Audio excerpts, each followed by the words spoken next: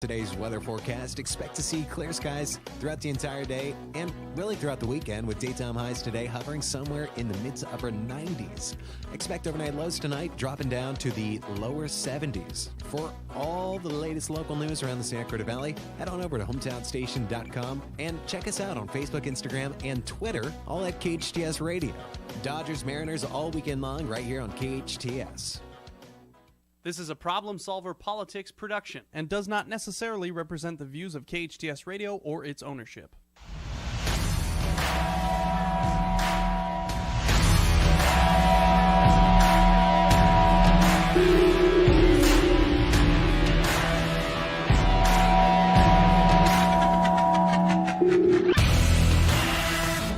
I have a dream that one day this nation will rise up, live out the true meaning of its creed. People should not be afraid of their governments. Governments should be afraid of their people. I am paying for this microphone, Mr. Speaker. Every dollar released from taxation that is spent or invested will help create a new job. Chivalry is dead, and women killed it. They want to get at the table and start acting stupid and start tripping. Yeah. All you got to do is come back with, he's your president, he's your president. 10, 9, 8, 7, 6, 5, 4, 3, 2, 1, 0.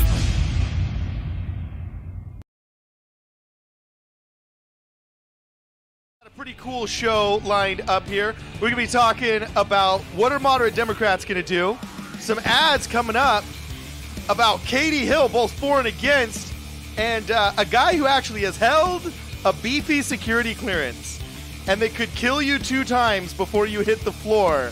Our very own Mark Murphy is going to debunk some of the myths, that was horrible, myths and mysteries about security clearances and what's going on with Brother Brennan. And then next week, we got a cool, hopefully we're going to be talking to Bob Jensen, who will be talking with our other guest that we had running for the school board as well.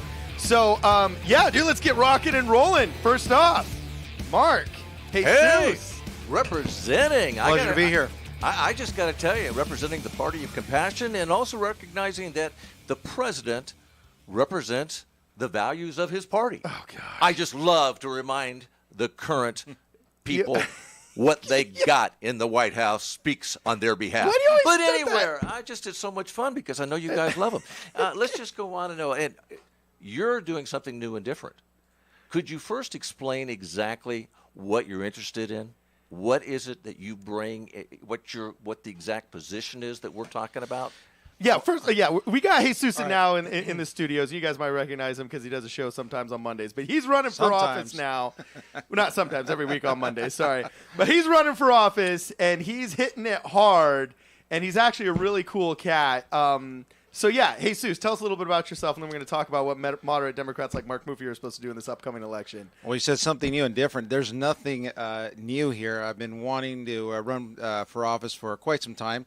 Just time hasn't been right, but now it is. So that's why I'm here. Now, let me give you a little background about myself. I'm a Marine veteran, served in the Persian Gulf War 8 months, traveled the world, trained in Israel, Italy, France, Turkey, Morocco, Sardinia, spent 6 months in Okinawa, spent about a month in South Korea training with the Korean Rock Marines. Well, now you're just bragging, bro. I'm just giving it to you straight, baby. I'm just giving it to you straight. I'm hearing this is the halls of Montezuma. You've got some background, man. Yeah, don't mess with me. Hey, and a Marine, always a Marine. Exactly. Now, being a 12-year Army man, I get that. I feel for you. Yes, I know. Well, we're the guys. We're the other guys. We're the other guys. When you want to win the war, you bring us in. But if you want to attack and start it, you bring in those Marines. That's right. Hey, I've seen the bumper stickers if you want to blow it up overnight. Isn't that their job, right? That's about right. Okay. No, our sticker is if it absolutely positively has to be destroyed overnight, U.S. you Marines, bring in the baby. Marines. So anyway, I finished off my career in the Marine Corps with a bang. I did 8 months in the 1st Persian Gulf War and Desert Shield and Desert Storm. And then after that, I almost stayed in. I wanted to be a drill instructor, but they wouldn't guarantee it. So I decided to get out, and I did the next best thing, and that's go to college. And I have an undergraduate degree from in public policy from USC. Wow. I don't know which would have been harder, to become a drill instructor or to complete a degree at USC. Congratulations. Thank you very much. Appreciate it. And then in the past, when I graduated, I got into commercial real estate. So I've been doing commercial real estate for about 24 years. I've sold and transacted and negotiated over $200 million worth of investment property. So I know my way around contracts and negotiation, which is great. I've been a Pop Warner football coach for 6 years. I coached at West Ranch High School. Whoa. For 2 years. I was the offensive coordinator there for the freshman team. That was fun and exciting. And then what else can I tell you? I grew up in the San Fernando Valley. I was born a son of a baker. And and my mom was a welder of all people. She actually made the casings for the 50 cal and the chain that the 50 caliber or the bullets go through for tanks and armored vehicles. Whoa! So you're like a Santa Clarita shoe-in. A Rosie the Riveter. No wonder he became a Marine. He figured they were easier. Wow. Mom was tough. Mom grew up welding. So Mom grew up welding 50 cals. You know what I'm saying? And Dad's getting up at 3 a.m. to bake bread. I mean, that is not an easy profession. Well, the way it worked at home was my mom would work in the day and my dad would work at night because they didn't want to leave anybody. They didn't want to leave us with anybody, so they set up a plan that there was always somebody home with us, always. So that was the deal. At night, my dad worked, my mom worked in the day. And interesting enough, I remember my mom would come home and she brought a 50 cal round. It was a dummy round, and I'm like, oh, this is cool. I had no idea what it was. Like 8 years old. I'm, that's neat. That's cool. We played with it. Then later on in Marine Corps, I'm like, oh, wow. Mom was making some heavy-duty stuff. Whoa. You were lucky. My dad sent me to West Point Boys Camp when I was 8. So, he was MacArthur's age. So my whole thing was, we are training you to go into the Army. You have no choice, son. Oh, my, yeah. So I'm just saying I feel really emasculated right now. You should. I got a radio show, guys. So that kind of stinks. Hey, you're in the front lines too, but you're killing pests. Oh, dude.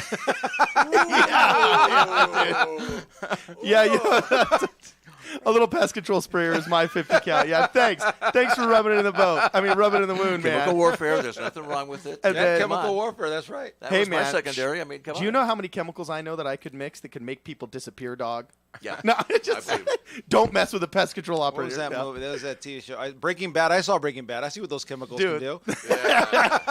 So you bring up a background, though, that's fascinating because when we talk about local politics, we get involved in the school boards, the various school areas, in the hospital, in the water, et cetera. And I'm sometimes confused by the fact that we talk party sometimes, whether a Republican or a Democrat are getting together. But as far as I can tell, most of that action is not really party related. It's about viewpoints on fiscal conservatism, about being progressive in how you take care of students, whether or not you're putting roads and stuff in. So you bring a very interesting background because you brought up immediately your ability to negotiate and oversee fiscal contracts. That's right. Why is that so critical, the position that you're interested in?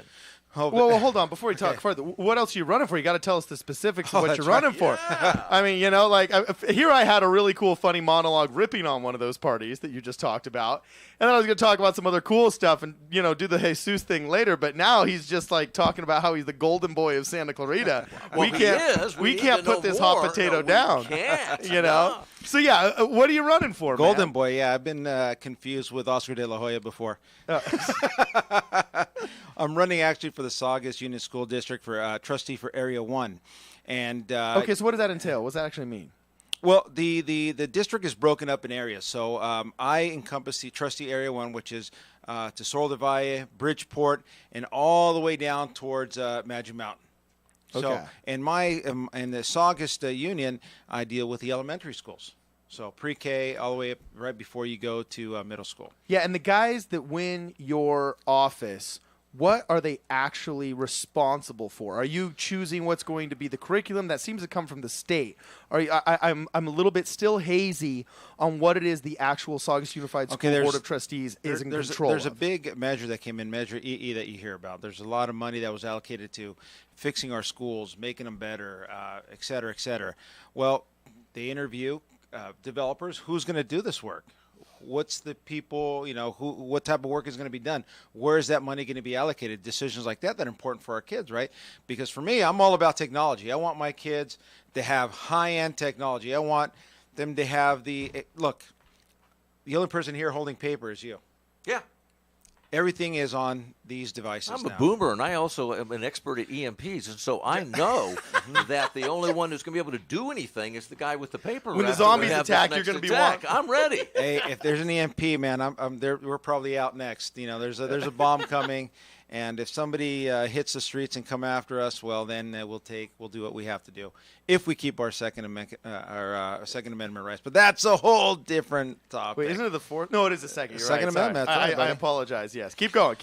So we make decisions like that. And here's my platform. Here I have 7 things I've itemized that I want to see happen. And that is, number 1, child campus safety. We see it on TV all the time. People coming in, lighting up the school with guns, etc. What do we do for that? How are we protected? I read a while back, a teacher recommended, I think they gave out rocks to the students or something in the class. How's that going to help somebody? Caveman days all over again. Yeah, I've seen some really compelling, awesome school safety systems that can be installed or built into new schools, but they're completely cost prohibitive for anything that's already established. And when a good guy carrying a gun is the only thing that stops a bad guy carrying a gun, I don't see how you're ever going to avoid the fact that you need more armed either teachers that are willing and able volunteers that have been specifically trained for the art of school defense, or other security guards that are paid well. Because if we're blowing cash through these budgets and we got $2 million to put eco-friendly bottle brush bushes on all of the center medians down McBean Parkway and Old Orchard, I think we can hire $200K for 10 schools to have like a virtual SWAT team on staff. Well, here's an idea for you. There's a lot of money in that Measure E, okay, and there's contracts being signed. And somebody's going to be making a lot of money because I think, number 1, they have to hire union people. Okay, number 1. What about the people doing the work? What are those contractors, developers giving back to the school? Right? Hey, look, if I'm receiving that type of contract, well, how come there's nothing in there, a provision that says, well, we get this contract, we're going to do this, but we're going to go above and beyond, and I'm going to give you X amount of dollars so you can buy paper, pencils, markers, etc. And the reason why I say that, I was on a Sunday taking pictures in front of the school about 2 weeks ago before school started, and a teacher comes out on a Sunday, and their parking lot is packed. And I'm thinking, what is a teacher doing on Sunday? You should be home with your family, right? So I stop her and I ask her. She says, well, we're here because they only give us 1 day to prep the class for the students. And I'm like, well, how long does it take? What would you say is the best time? She said, 1 week, and they give us 1 paid day. And then she says, the rest of the time, I have to come in on my own time and do it myself. Next, I said, I hear a lot about school supplies. The teachers are asking me, hey, can you donate paper? Can you donate markers, pens, etc.? And I asked her, is that really an issue? She says, yeah, we don't have enough supply, so the teacher says, I have to, out of my own pocket, come out and buy those supplies. I can testify to this because my mom was a teacher. She's still a teacher. She's been a teacher for like 30 years. And they actually had a system down at one of her old schools where it got so bad that the principal actually, at the end of the year, would ask the teachers to collect all of the receipts from the supplies that they had to buy, and he'd write a letter at least saying, oh, thank you, Mrs. Williamson, for your donation of, $1,256.57 throughout the 20. So at least they got some kind of tax write-off. You know what I'm saying? But it's brutal how much these teachers put into their own classrooms. To me, that's wild. How come all that money's coming in, and you're going to tell me you can't allocate, what, 50,000, 100,000? Oh, but they got all the solar panels that have a bigger carbon footprint in their manufacture than they'll ever get rid of in a lifetime of their performance, hanging on top of all the schools. I'll give you something that it made me start thinking. So I finished Trump's book, The Art of the Deal, right? Wow. Listen to that, okay? Well, isn't that like not his book actually? Wasn't Okay, that it's a not ghostwritten written by book? him. Okay. Anyway, keep but going. this is what I found interesting. So he's telling the story of the roller skating rink in New York. If he actually used that book, it would be exciting. Okay. But okay, so okay, he's well, doing this. let's talk about that. Yeah. So he tells the contractor that's going to build the pool, the ice skating rink. He says, "Look, I want you to do this, but I want you to do it for free." And he says, you're going to get a lot of publicity, you're going to get a lot of work from this, but I want you to do it for free. You're doing a community service here. I'm not saying the contractors do it for free. I'm saying you're getting a lot of money for these contracts. What are you doing for the schools? What are you doing for our kids? What are you doing for the community? Mm-hmm. Let's break off some money from there. Let's give it to the teachers. Don't have to come out of their pocket and buy the school supplies for our kids and help that way. Or donate iPads, something. Do something. Give something back. But does the board have any opportunity to actually influence that? Why wouldn't they? It's negotiating. Well, I got to do say, they actually negotiate the contracts, or who does? Is it the well, state, they're or is it the interviewing. board? They're interviewing the local guy. Okay. That's going to be doing the work because they have to look at bids, right? Everybody's bidding on the contract. It's a fair process. Who makes the decision on the bid? I think the board does.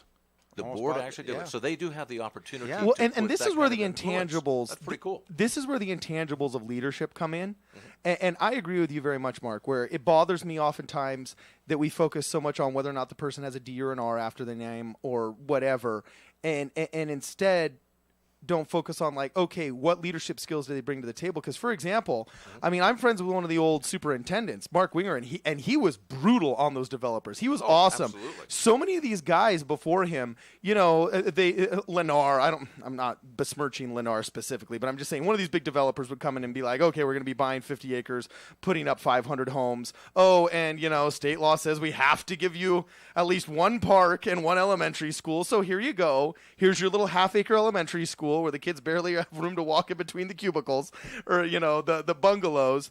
And then he'd turn around and he'd say, oh, no, if you can have this many kids, you better have a soccer field. Mm-hmm. Or, no. The soccer field has to have room behind the goalposts, pal. You know what I'm saying? In case they kick it over. And he was constantly going to town with these guys and not necessarily being, from what I understand from the other professionals that I've dealt with and spoke with about these interactions, he wasn't necessarily just being that, SJW warrior thorn in their side, but was very good at, for lack of a better term, the art of the deal from the perspective of a superintendent trying to make sure that his school district has the best facilities possible. So that's an intangible that I very much appreciate and would like to see more of in our local leadership, because some of these people, honestly, they're kind of bozos. They get stepped on all the time. Here's what I can tell you, Carter, Yeah. and I'm sorry. That scares me, because what you're saying is can they be good fiscal managers? Can they bring something to the table and making that happen? Here's what I'm not looking at party politics, because this is a non-party position, okay? Yeah. Except for everything is party position. Okay. Now.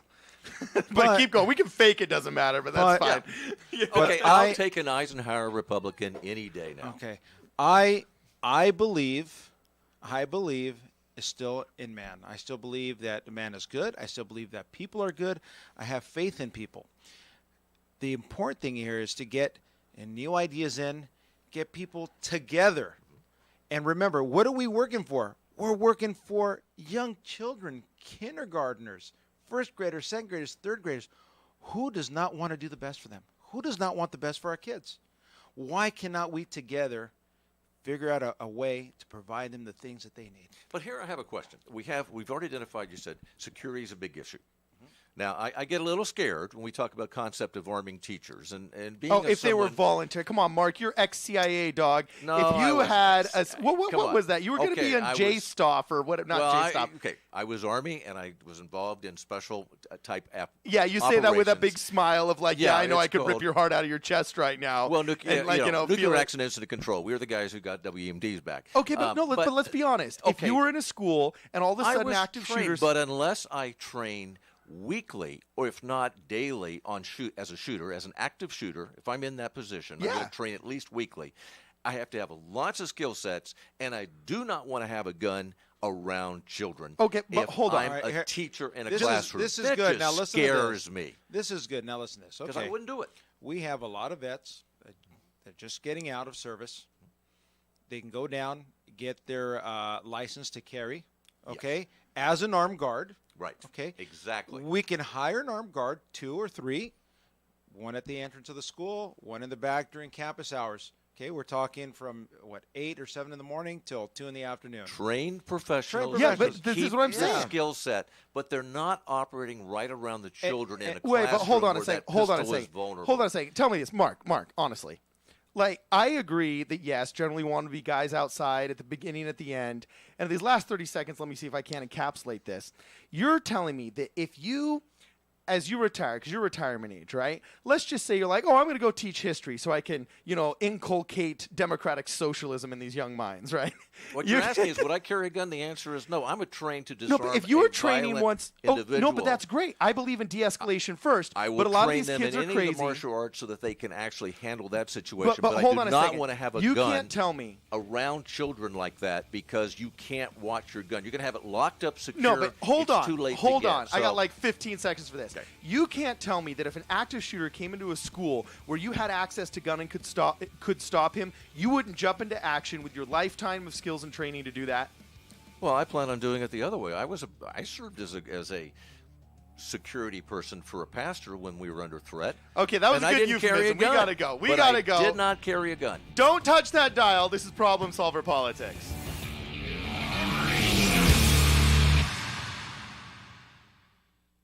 Every year, thousands of local children, teens, and adults receive treatment at the Child and Family Center for depression, anger, anxiety, abuse, thoughts of suicide, and drug and alcohol addictions. Our professional staff provides outpatient services at office locations, in the home, the community, and on many elementary, junior, and high school campuses throughout our valley. If you need help, contact Child and Family Center at 259-9439 or childfamilycenter.org. Improving lives, one family at a time.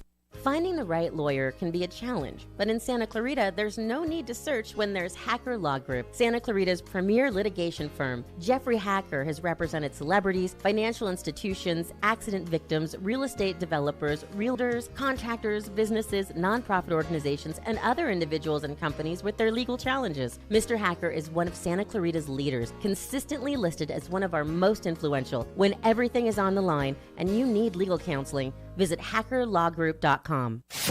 Your hometown station.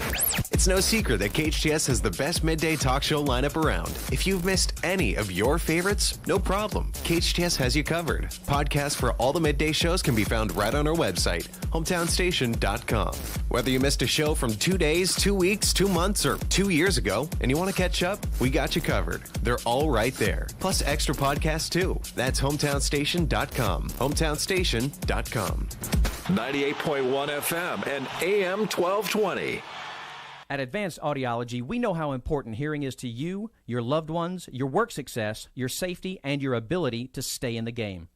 Most people won't admit hearing loss to themselves or others. We make it easy for you. Today's digital hearing aids come in a variety of styles, including invisible. All feature-rich, providing unparalleled hearing quality, wearing comfort, and automation that simplifies your life. Don't be fooled by our imitators. There's only one Advanced Audiology with the purple sign next to AAA on Valencia Boulevard.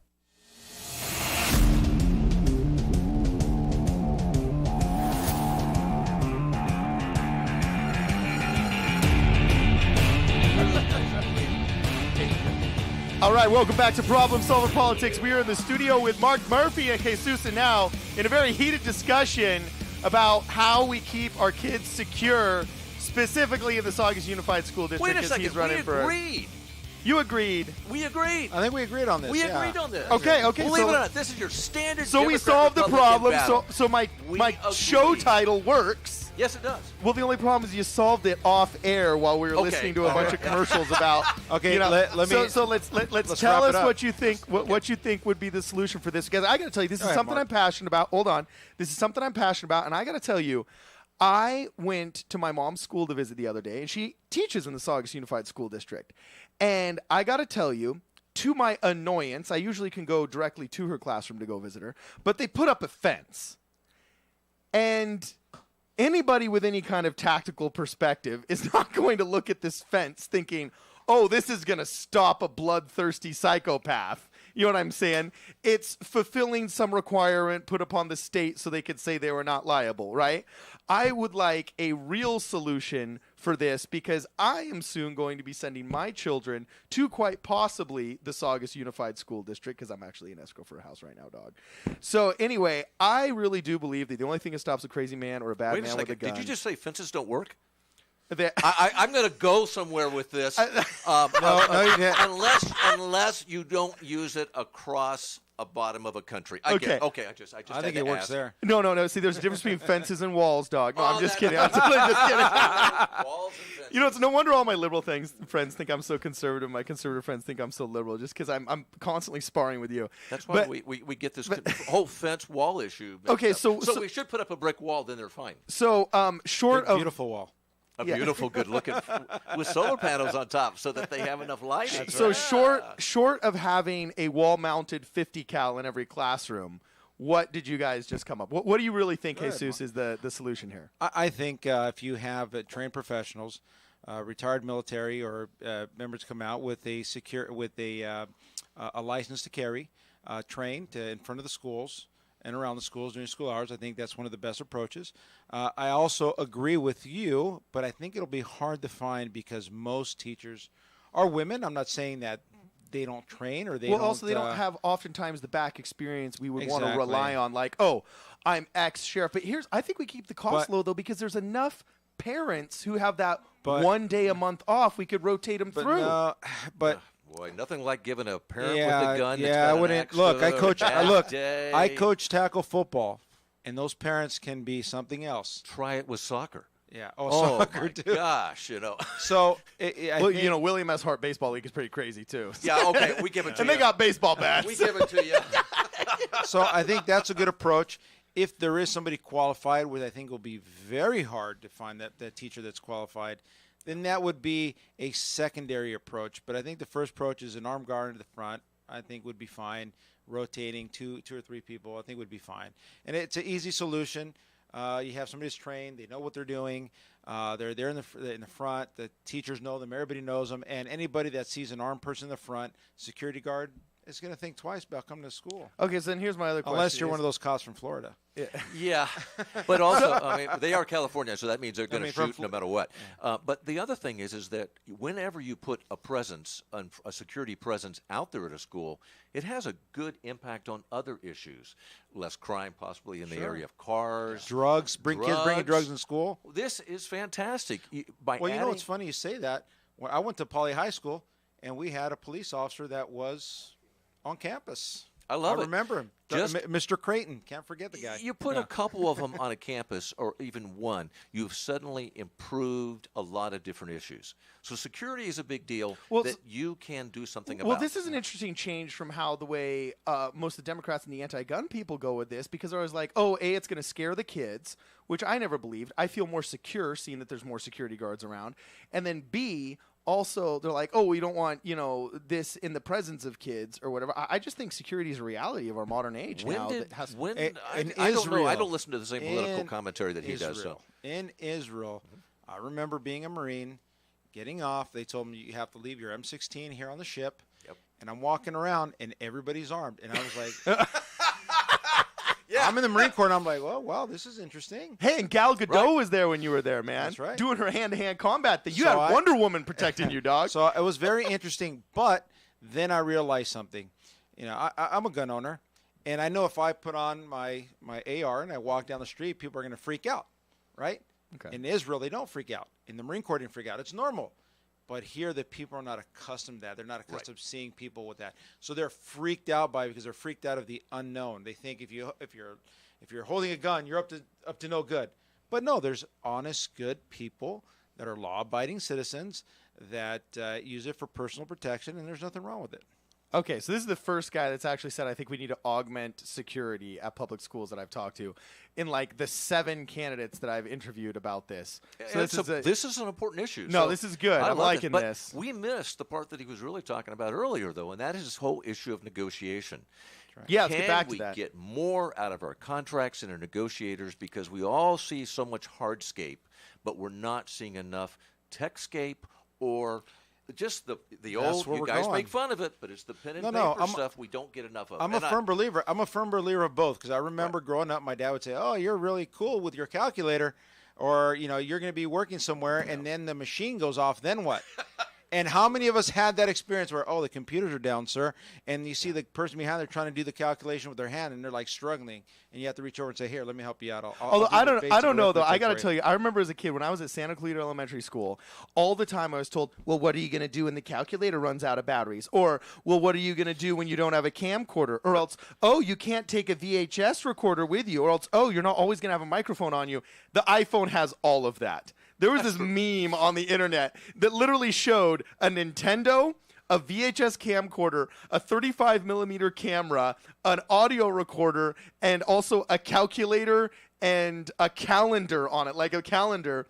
And then it said, "To all those teachers in my elementary school days," that says, "You'll never be able to just take this with you." About that, right? That's why I bought Apple stock last year. That's why you bought Apple stock last year. All right. So anyway, what are some of these new things? It's so interesting. Let me go down. We talked a little bit. I just want to give you my list of Yeah, things hit that it. Hit the writing list. on. It's very that's number one. Child campus safety. Wow, we went long. What a full segment on that. Okay, child campus safety, preventive drug and alcohol education. 3. Here's what we talked about: technology for higher learning. Yes. Very important. 4. What's that mean? You want to give a bunch of free iPads? No, like no. LA Unified did, or what? Look, I want a kid that comes. Look, I'll give it to you straight. In my business, in my work, I bring a guy in and say, "Hey, can you handle Excel?" Huh? Oh, that is so true. Can you handle It is Word? so bad. What's that? Can you handle anything in Microsoft? Huh? If the kids are being taught that now, when they get to high school, it's going to be a cinch to knock out those reports, to knock out Excel, formulas, etc. And then when they get to me in the real workplace, I don't have to spend 2 or 3 months retraining the guy on basic Excel. So let me play total liberal devil's advocate right here. How is that not white, middle class, corporate, cultural imperialism? We're trained to count on our toes and fingers. Now, hold on a second. That's I it. agree Did you with know you. that? I think you're crazy leaving high school not knowing how to do an oil change on your car and how to balance a checkbook back when they had checkbooks. And use Excel all right? spreadsheet. And use an Excel spreadsheet. Like I am blown away that there's It's funny you kids say that. It's funny you say it. My son graduated from right here, West Ranch High School. He went on a 2-year mission to Peru. He came back, and I had him for about 6 months before he went to college. And I said, "Okay, let's sit down. Let me show you something. I'm going to show you real world now." I went and took my wife's W-2, and I said, "Let's go over this. I want you to see how this works. This is the money she made. This is the taxes, Social Security, etc." And then I explained to him, and I showed him how to run an Excel sheet. Look at all this. Now I give him a real life example. Yeah. You have to rent. How much is your rent? You have a car payment. What's that? Insurance, etc. And I went down the list, and I said, "How much are you left over at the end of the day?" On my wife's an architect. How much is left over when she was making? She says, "I'm negative." I'm negative. I'm negative. And I said, exactly. I taught him a real life lesson. How come that's not taught? Well, but How I come think that's not taught? they are, from what I'm hearing, getting a lot of these trainings. I hear that from my students who went through the high school system here. Well, like at COC, they do a lot of this stuff. Well, but through the high schools, they came out with a lot of the classes that taught them about the checkbooks and about the other things in the Excel. They were given that training, and I don't think all of them pay attention to it. And I don't think they think it's as serious as it is. I know that my daughter, who's teaching, she's teaching a new animation program in one of our local high schools.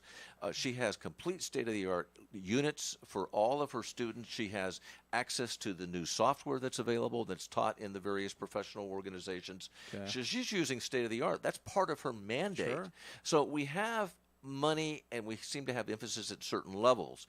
I am curious, though, have we taken it all the way down to the beginners at our 6, 7, 8-year-olds? I'm going to give you an example. You're here with your, let's say we're all here at a place, and you see the mom. She's got the cell phone. She's like, "Hey, can you figure this out for me?" And she hands it over to the 7-year-old kid and says, "Of course they can do it. Yeah. Of course they." And you Good see, point. you know exactly what I'm talking about. Absolutely. Exactly. And Okay, so hit the rest of your list, all right, man. Hit the rest of your list. cybersecurity. Even though they're on technology, Absolutely. they need to know about cybersecurity. Second, first-class learning facilities. We're blowing all this money on this Measure E. They've already made decisions. What is a first-class learning facility, though? I mean, everybody says that. It's a beautiful platitude, but, like, what does that actually mean? Okay. You go in, teacher can do the presentation on the board, with their computer, with their pen, and immediately the kids can take that with them to home. Immediately. They have the notes. Why am I reinventing the wheel, printing out the paper? Okay, Mr. Democrat, we're killing the trees. Right? We're printing a lot of paper. I thought that was a Republican capitalist. We're not saving We're not saving. Why do you think I have a iPad? I went totally away from paper. Why? This is so much easier to carry. Okay, well, riddle me this then. What do you do if all of a sudden you're saying, okay, we want high-tech learning facilities, which I agree with you. I can't stand that when I go to church on Sundays, every room doesn't have an HDMI cable ready for my laptop when I do a Sunday school discussion and I want to show a clip from this movie and then this painting by Rembrandt and then have 7 quotes from Scripture. Why I can't have that on a big screen TV on the wall. So I'd like to see a lot. You need to be a Methodist. Yeah, I got to convert to Methodism, right? Yeah, because your guys' chapel, I'm sure, has it. No, all of our classes have it, too. Okay, excellent. Then I'm going to send my We bishop have little your way. Methodist kids. That just run around holding the iPads for the old people, right? Yeah, okay. you have to ask All right, well, let's So, well, hold on. Okay, If we're going to really have these awesome tech teachers that can just do a PowerPoint for their math class on how to factor trinomials and then show it to them on this awesome big screen, how are the kids going to be able to take it home? Do we have to give them all tablets? This is what I'm talking about. Do we have to give them all tablets? What are we going to do? Okay, so look, in college I took algebra, calculus, probability, statistics. I did all stuff. I don't remember any of it. Very little of it. Okay. Okay. So my son comes to me in high school and says, "Dad, I need really help with this algebra." And I'm like, oh. I look at it and say, I'll read it and I'll remember. And I remember a little bit, nothing. So I'm like, there's got to be an easier way. Yeah, so, send it to your wife. No, even better. Yeah, mine was a math expert, so of course I sent her to she's anything easy. technical. See, I thought you were just reinforcing traditional gender roles like a very bad person. No, she was a math science whiz. I mean, do you think? So here it is. I'm the business guy. So I'm like, okay, there's a way to do it. So I go online, I hit Google, and I said, algebra, Oh. software with algebra. I pulled down a program that I put in the equation, and it breaks it down for me step by step by step by step. So how can we not give that software to the kid to say, hey, I'm having a hard time struggling, I don't understand it. Not only did the program break it down, it explained each step to me, how to do it. That's what I'm talking about, technology. Well, that's available to us. But here's the issue. I know that in many cases these students have access to the technology. The information's available from the teacher, but they still have to have a method of, they have to have a unit. And I know that we looked at LA Unified, gave out, was it iPads? Yeah, it was iPads. iPads. We know they can go to the library and borrow it. Don't compare LA Unified with Santa Clarita. Totally different. You're talking about total dysfunctional with something that works pretty good out here. But Okay? do they have that technology available? Well, I'm just talking infrastructurally. Would you really? Do you think that? Because it seems like if we're going to be having all of these downloadable and take homeable, I'll give you an example. digital. I'll give you another example. My daughter just went to school in Valencia and Rio Norte. They went in. They gave her all these books. They signed on the book and said, here you go. Right. Make sure to bring this back. If you don't bring it back a semester, there's a fee. There's a charge associated with it. Yep. How can I not go, here's your iPad. Here, check it out. It has insurance if somehow it breaks, because it will break, because kids are kids. Yeah. All your textbooks are in here. Mm-hmm. All the programs you need to help you with algebra, calculus, whatever it is you're studying, English, grammar, you name it, is here. And you're going to do your homework on here. And when you finish your homework, you hit the send button, and the teacher gets it.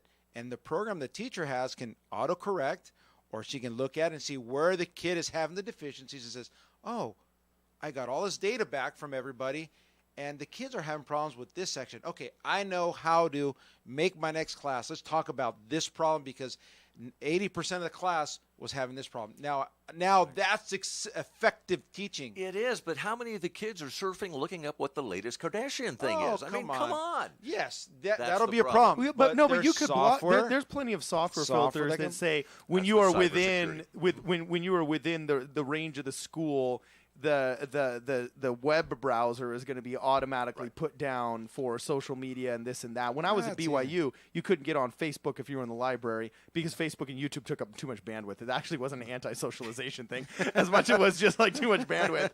You know what I'm saying? But okay, I like this. Intro to Fortran cards. Okay. Well, you probably used the cards, the computers that had cards. Let me finish up the list, and then we can talk about any subject you want on there. Okay, hit it. So first class learning facility, 6, teacher empowerment And the final one is honesty, integrity, teamwork, and accountability for our district. Okay, talk about teacher empowerment. What does that mean? Okay, I'm going to give you a very good live example. Boom. So I have my daughter. She's in third grade, and this is when I lived in Northridge. And I had a teacher, and my daughter had some problems, right? And the teacher was working with her. She was making progress. And she said, oh, man, I have Emma. She's on track. She's learning. She's improved so much. Here comes the principal and says, you know what? You have too many kids in this classroom, and we're going to move her, and we're just going to put her in another classroom because her grades aren't there, and she needs to be with this other teacher. Well, the other teacher was a tenured teacher, just writing her time out. They didn't put a lot of emphasis in the class. You could tell just by walking in her class. So I go to the principal, and I say, look, and I happen to know the teacher very well. And I said, why did you move my daughter? Oh, we're just moving it because we need to allocate, and she gave me some lame excuse. And I said, look, I talked to the teacher. Her recommendation is for her to stay in this classroom because Emma, my daughter, has these problems, and she's working with her, and she's on track. She's made a lot of progress. Principal told me, I'm making the decisions. We need to move her, and that's the way it's going to be. And I said, oh, really?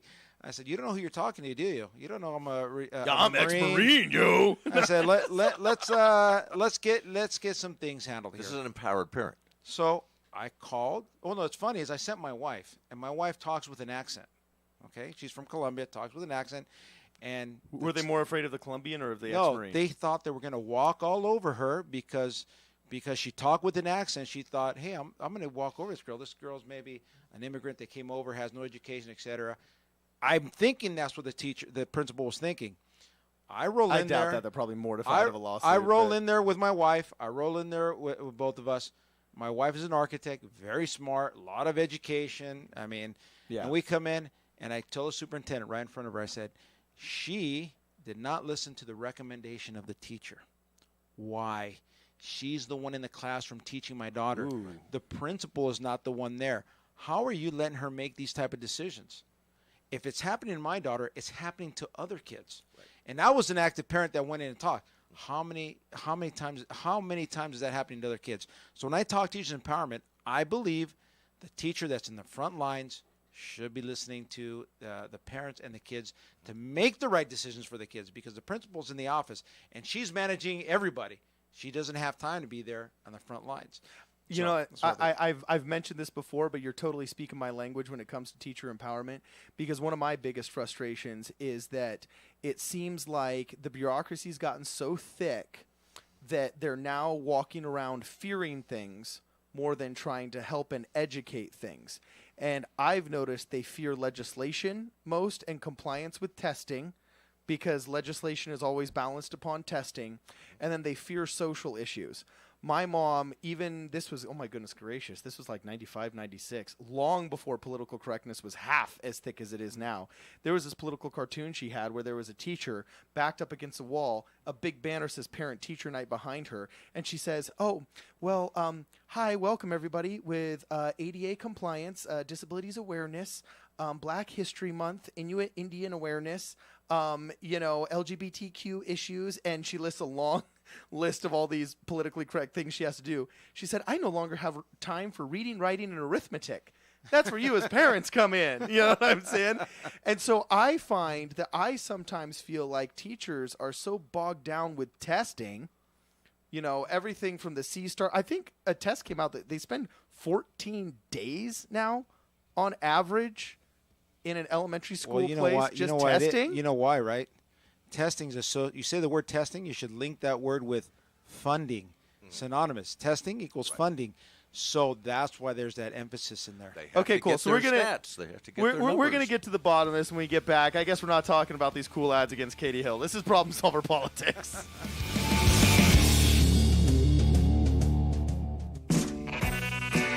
Come join me, Arif Halby, for Total Financial Solutions Safer Money Hour. Every Tuesday at noon, we uncover ways to help you manage your money, get out of debt, and prepare for your retirement. That's every Tuesday at noon on Total Financial Solutions Safer Money Hour. Are you not sure if you can retire yet? Listen to us and learn about tips for savings, retirement strategies, and so much more. That's every Tuesday at noon on Total Financial Solutions Safer Money Hour on your hometown station, KHTS.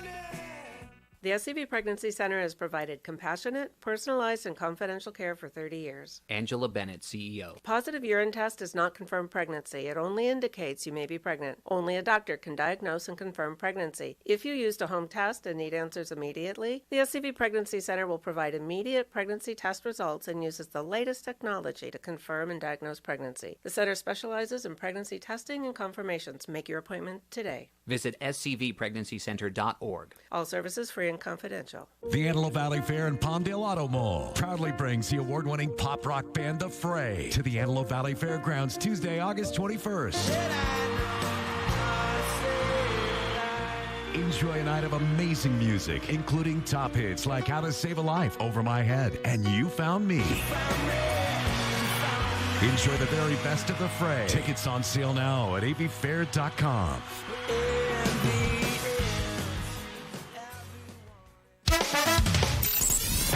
Now FM, 98.1 FM, and AM 1220, your hometown station. Welcome to Problem Solver Politics. Hey, this is my show. I'm just glad to represent the party of compassion. Oh, geez. Oh, man. Okay. So, like, usually I have cool intros for the third part of this show, but I got to tell you, we're covering some serious ground here with Jesus now, who is running for the Saugus Unified School Board of Trustees Area 1, if I'm not mistaken, who's brought up some really cool ideas concerning campus security, and technology. This is a non-political conversation because it's a non-political position. Yeah, well, he already solved the problem. Just as a reminder. He already solved the problem of campus security for me in a sufficient way that I actually like and I view as an improvement. I guess we're just going to scrap everything we were going to talk about, security clearances, the ads in Katie Hill, all that other stuff, because we're making some serious headway on some things that I think are very, very valuable. And we left going into the break talking about teacher empowerment, which is something huge for me because, I mean, teachers are the linchpin of the generations and society. I mean, if what I love what Martin Luther King did when he said, when they first put injunctions against assembly of civil rights leader, I loved how he said, I only ask America to do what it said on paper. And he was specifically referencing the right to assemble, right? So I want, if literally all of these politicians in Sacramento and in the Bureau of or the Department of Education in Washington, D.C. say that we are training future citizens to be good citizens, okay, I want to see the best trainers to be the most empowered and not the pencil pushers in the office that try and hyper-regulate whether or not they're good or bad through some arbitrary test that was written by a capitalist entity who just wants to make money by the fact that they can convince somebody that they're failing when they're really not. Let me give you something that experience I had last year. So my daughter, 2 years ago, my daughter was at Rio Norte, and she had something, and she thought ringworm it was. She had something on her arm, and they thought it was ringworm. And some of the kids or somebody said it was ringworm. Some kids said, "Oh, you have ringworm," and the teacher heard that. So it started spreading around all the parents. Oh, Isabella has ringworm. It's contagious. All this and stuff. So I did what a normal parent would do. I took her to the doctor. I had it checked out. He said, "No, she's got nothing. Okay, no problem." So I didn't think anything of it. I checked it out. The principal calls me, and he says, "Mr. Hanau, we have a problem here." And then he was walking on eggshells with me, like how I was going to react. And he told me, "Can you please check this out?" And I told him, "Look, I went to the doctor already. Rest assured, everything's fine. I have a doctor's notice. I'll send it to you. Don't worry about it. Everything's fine. I understand the teacher's clean bill concern. of health. I understand the concern." Before I went to the doctor, he called me. And I said, "Don't worry, I have an appointment this afternoon. I'm going to take her." When I came back and I hand-delivered the paper to him, and I said, "I want you to look at the doctor's notice. It's a clean, no problem." And he said, "Just let me thank you." I said, "Thank me for what? I did what I was supposed to do." He says, "For not jumping down my throat." I'm like, "What are you talking about? What are you talking about?" He says, "Anybody else would have came and ripped me apart because how come my daughter has this?" I said, it's a responsible thing to do. But it just goes to show you how these teachers and principals walk on eggshells. because they're afraid to make a decision when they should be making the right. He made the right decision. If you're trying to convince me that parents have turned psychotic and instead of actually disciplining their children, they just let them go crazy and that they blame teachers for everything and school administrators for everything. Well, having been a soccer coach, the answer is if we've gone bonkers as parents, all right, I'm sold on that argument. All right, I highly respect teachers and principals and people out there teaching our kids, just like law enforcement, fire department, military. Those guys are right there on the front line every day trying to make a difference. They should have everything they need to do their job effectively, and we should get out of the way.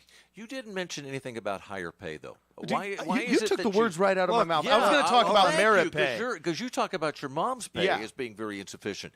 What are we I never said insufficient. Don't get me in trouble on air. What are we going to do to get their pay to even a more reasonable level? Whatever I can do to do it. Look, Santa Clarita has a budget surplus. We all know that. There's money here.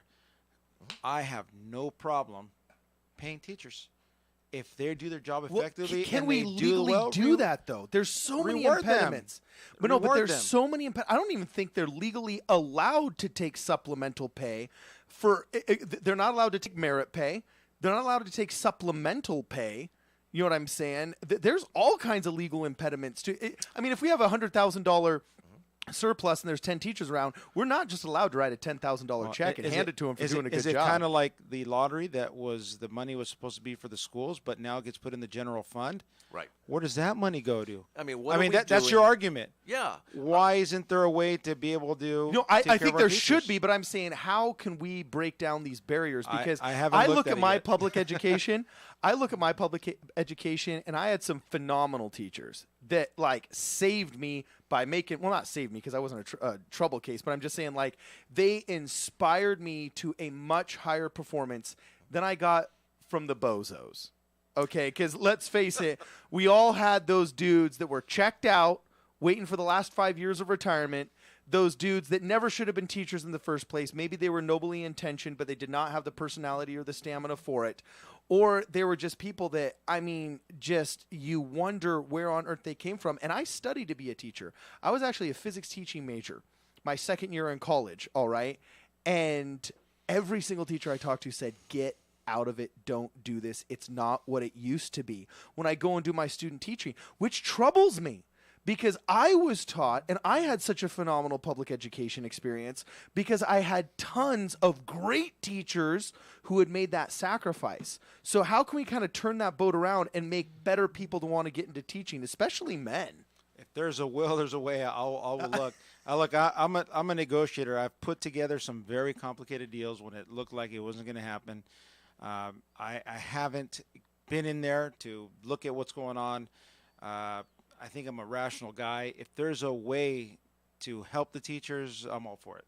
All right, so check this out. We're gonna have to wrap up with that. But before we go, man, I'm really impressed. It's Jesus, and now tell us, how can we find you? How can we find more media on your issues and your views, everything? You're gonna love this. You can find me at JesusSCV.com. Jesus, Santa Clarita Valley.com. That is my website. Very simple, straightforward. And are you going to sell it to Real Life Church once you're done? Easy to remember. It all depends on what they offer and what they're going to offer our schools. Okay. If there's something in it for the schools, why not? All right. Capitalism and faith coming together. So listen, Saugus Unified School Board of Trustees, Jesus now is coming for you. And if you don't, and if he doesn't, he's going to sell his URL to the highest bidder. And you better hope it's not some kind of crazy person. So what's the thing you look forward to the most once you get elected, like all of the... I just can't wait to get in there and make a difference for our kids. I mean, that should be number one. That's not number one priority of the kids. If you don't have that in mind, don't run. And I love having another veteran. There aren't that many of us in our age group. And so when you can see us being able to make a difference, in particular in education, that's critical. It does make a difference. And just so you know, their teachers are the first line of defense, just like your former high security clearance people were. They need their clearances so they can be a great resource for you. You wait until there's 30 seconds for your little parting shot about John Brennan getting a security clearance revoked. You know what? We're going to talk about this maybe next week if we got a little bit of time. Guys, it has been great. Go out there, check out Jesus and now at Jesus SCV, JesusSCV.com. This is Problem Solver Politics.